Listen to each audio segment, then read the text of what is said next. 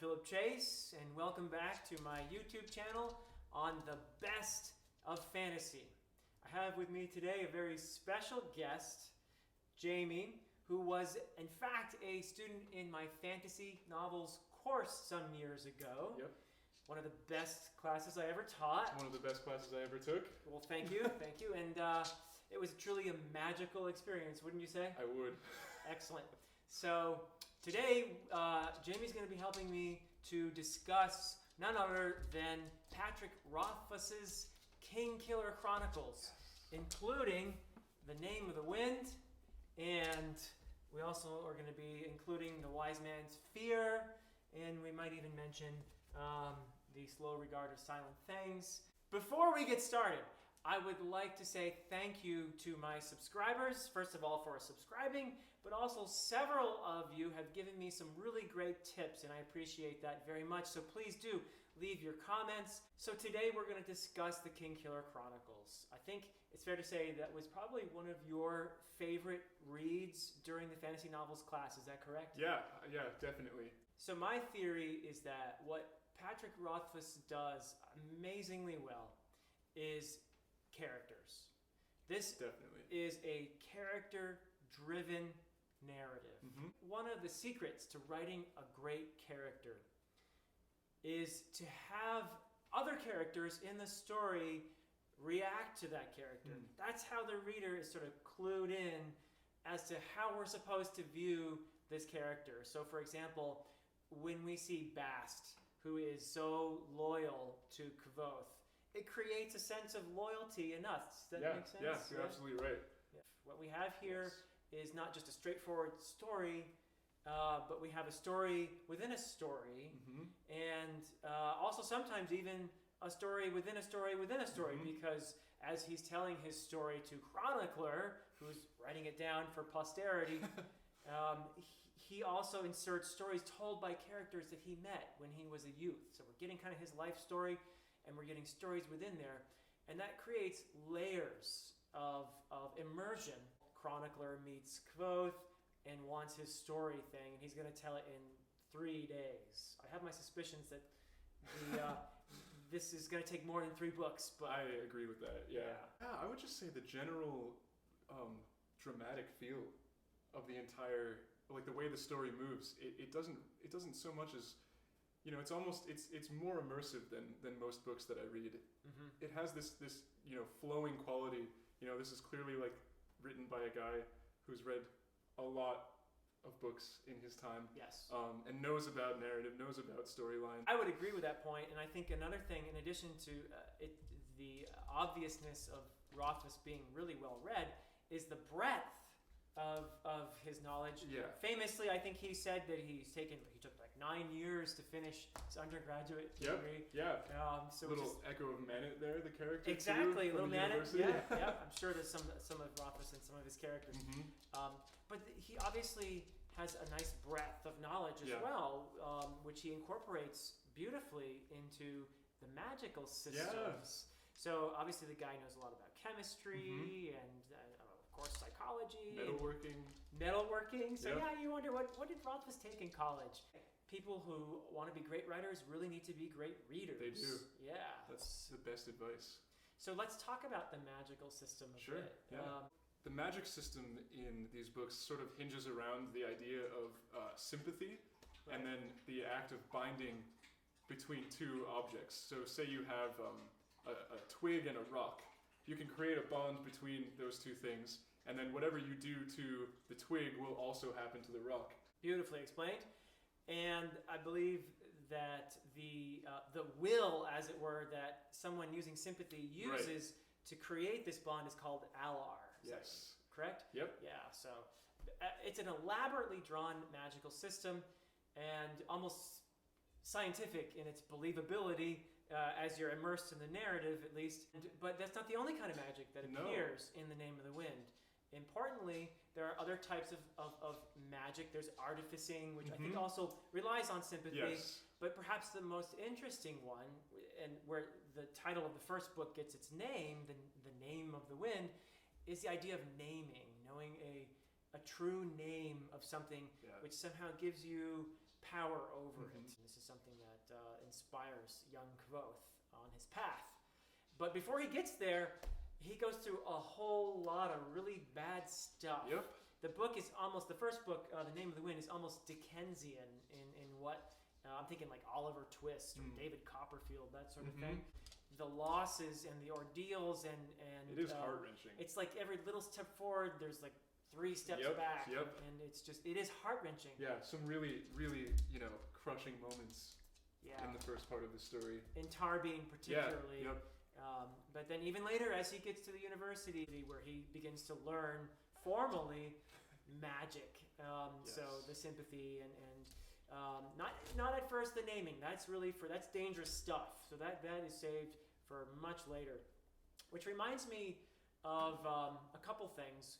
The mentor figures that Kvothe meets along the way. First Ben, and then later a character named Elodine, who is one of the masters of the university. The most eccentric one.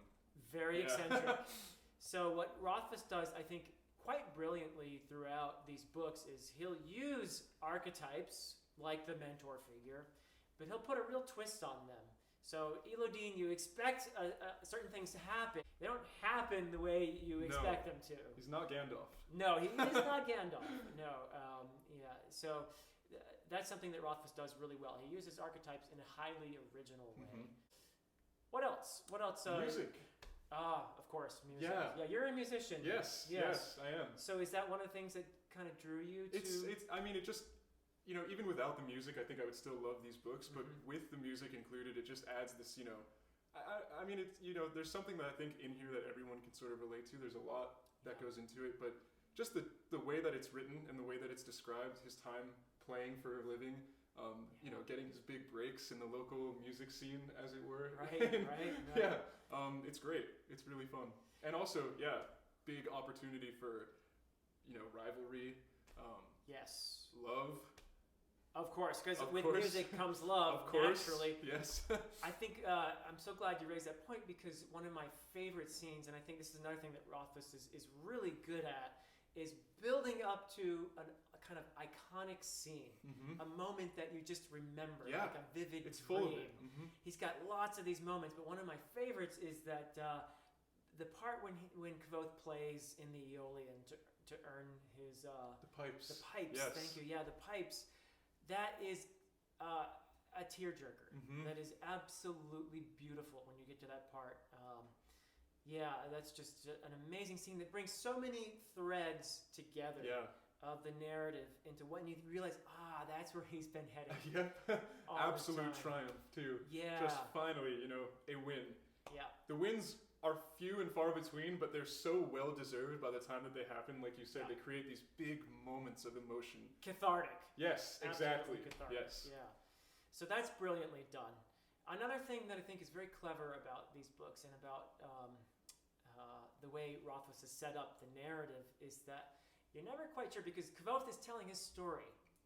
And several times in the process of doing this, he points out how unreliable storytelling is as truth. So Chronicler is more of a historical-minded character. He thinks he's writing down the truth, right? He wants the real deal. And he's found Kvothe to record this. But you're always wondering as a reader, is Kvothe telling us the whole thing? Yeah, I think Kvothe in the story specifically mentions to Chronicler that the truth is less important than what is conveyed, or like what truth can be conveyed through like a sensational story. Right. So if a story is more compelling than truthful, hey, that's storytelling. That's fine. Right. The audience is getting more than they would from just the simple, here's what happened. Right. Here are the facts. Yeah. And who knows? Maybe the better for it. So, but we do know, though, that Kvothe has gotten into a whole heap of trouble. It is called the Kingkiller Chronicles for a reason. One assumes that at some point or other, there must be a king got killed, and it had something to do with Kvothe. I'd imagine so. So we don't know yet, even at the end of A Wise Man's Sphere, exactly how this went down. But whatever happened, it caused basically World War II, or the equivalent.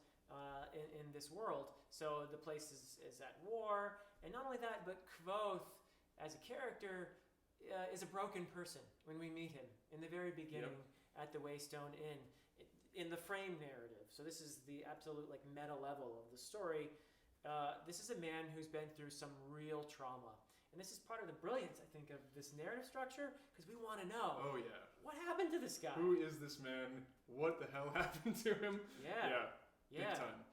And of course, he meets characters along the way. You have your suspicions. There is, of course, Denna, who is the major love interest. I would say so, yeah. I mean, he's definitely in love with her. Yes, he is. From the very first moment they meet, right? On the cart to Tarbian. Yes. Yeah. And you want to kind of just, push them together, right? But you never, Not quite. no spoilers, but yeah. But it's a beautifully written kind of dance that's happening where they're not quite sure what they're doing. And they do start out as fairly young. So that has something to do with it. And I think that, like, just even the events that they go through together as, close friends, passionately close friends, I would say. Yeah. I don't know. It's nice. It's beautiful, it's good. Isn't it? It's good that it doesn't just, click right off the bat. That's another thing about these stories, about these books, is that they feel like very believable for some. Like, it is fantasy, so it's clearly magical and unrealistic, but at the same time, especially with the characters, I find myself relating to Willem and Simon as I'm reading. Those are his two friends. Best friends, buds at the university. His little gang. They're kind of like, for an analogy, they're like Hermione and exactly. Ron and Harry Potter. Yeah, right? yeah. It's something beautiful about the relationships between the characters. And again, as we said earlier in the video, that's what makes this beautiful. That's what brings these characters alive. It's the relationships between the characters.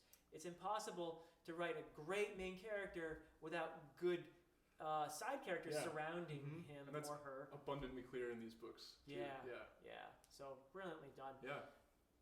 Other things he does well in this book: the world building, very thorough. You have a major religion.